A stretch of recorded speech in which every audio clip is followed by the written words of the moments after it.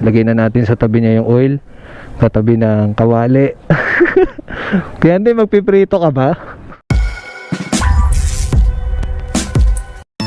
Puntahan ko muna si Kuya Andoy.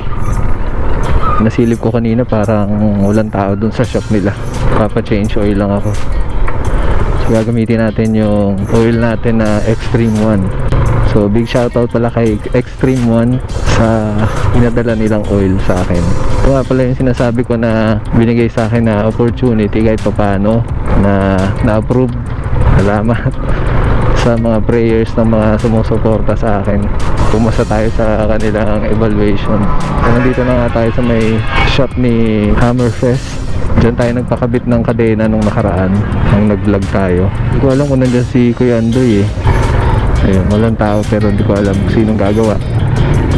Alright, ano pala si Kuya Andoy? Shout out kay Kuya Andoy. Kunin muna natin yung langis.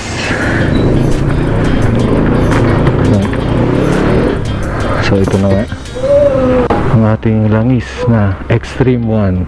Papalagay lang nga pala muna natin kay Kuya Andoy ito.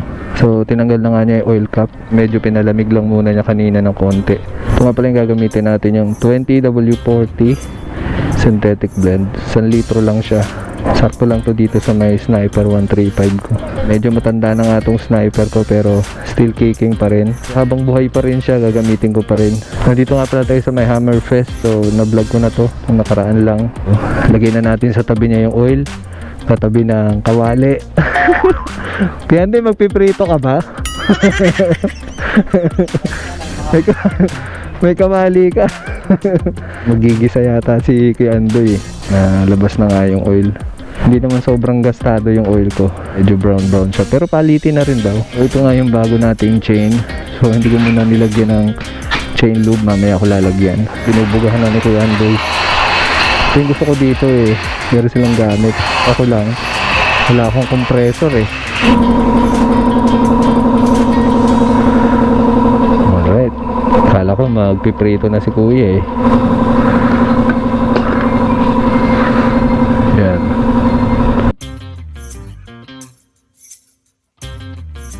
Wala na yung makina.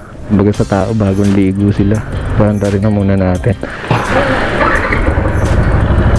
Yan. Para umikot na yung langis.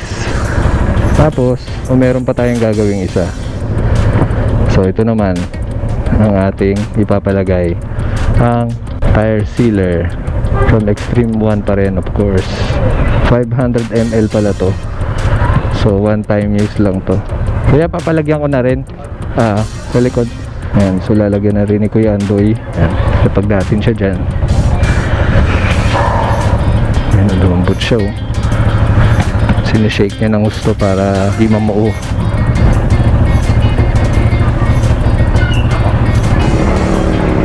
So yan, ayan na, nalagay na ang ating tire sealer.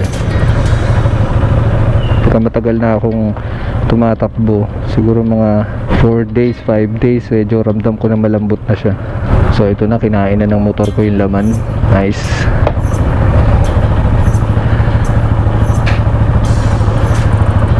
Ayan na nga, at pinatigas na ang gulong.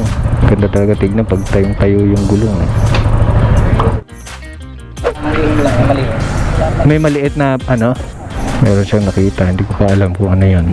Maluwag yata yung pito. Yun, sa pito pala nang gagaling. Haligpitan ni Kuya. Kaya pala lumalabot dahil sa pito. May tama yung pito niya.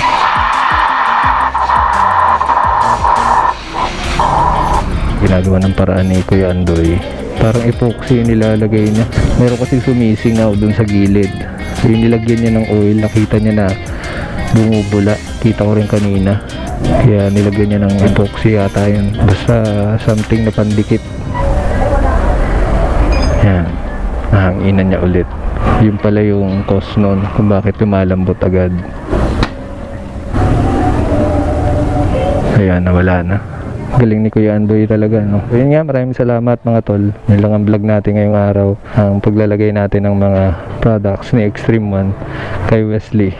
Alright, uwi na ako. At tapos na yung mission ko. Kuya Andoy, thank you ah.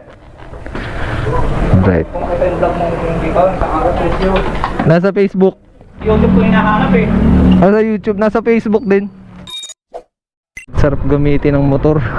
Sarap gamitin pag bagong change oil eh. Tapos nawala pa yung issue na tumutunog dun sa may front brakes. Meron siyang binend dun na metal para hindi na tumunog. Yung tumutunog pala galing sa caliper, na-resolve na rin. So bago ko tapusin yung aking vlog, so mag-thank you kay Extreme One. So oil na binigay at sa tire sealer, napaka-solid.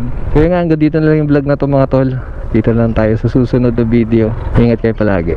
Adjust mga tol.